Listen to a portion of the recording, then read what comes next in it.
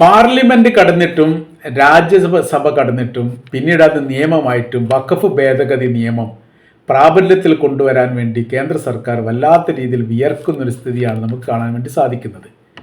ഇപ്പോൾ 14 രീതിയിലുള്ള 14 വിഭാഗത്തിൻ്റെ കൂട്ട ഹർജികളാണ് ഈ വിഷയം പുനഃപരിശോധിക്കണമെന്ന് ആവശ്യപ്പെട്ടുകൊണ്ട് സുപ്രീം കോടതിയിൽ എത്തിയിരിക്കുന്നത്.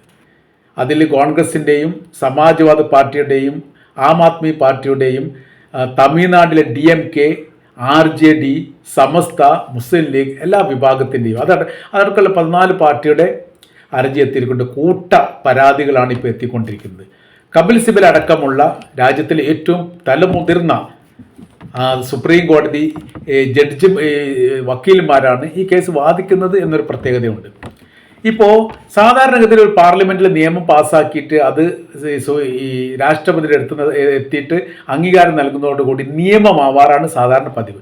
അതിനെതിരെ സുപ്രീം കോടതിയെ സമീപിക്കുന്നത് വളരെ അപൂർവമാണ്. ഇപ്പോഴത്തെ വഖഫ് നിയമവുമായിട്ട് ബന്ധപ്പെട്ട വിഷയം നോക്കുന്ന സമയത്ത് നേരെ തിരിച്ചാണ് അതിൻ്റെ സ്ഥിതി. മാത്രവുമല്ല, വഖഫ് സ്വത്തിനേക്കാണ് കൂടുതൽ ക്രിസ്ത്യൻ വിഭാഗത്തിൻ്റെ കൈവശത്തിൽ ഭൂസ്വത്തുക്കൾ ഉണ്ട് എന്നുള്ളൊരു ആരോപണം RSSൻ്റെ പത്രം തന്നെ ആയിരിക്കുന്ന മാസിക പുറത്ത് വിട്ടതോടുകൂടി അതും വലിയ രീതിയിലുള്ള പ്രതിസന്ധിയായിട്ട് നിലനിൽക്കുകയാണ്.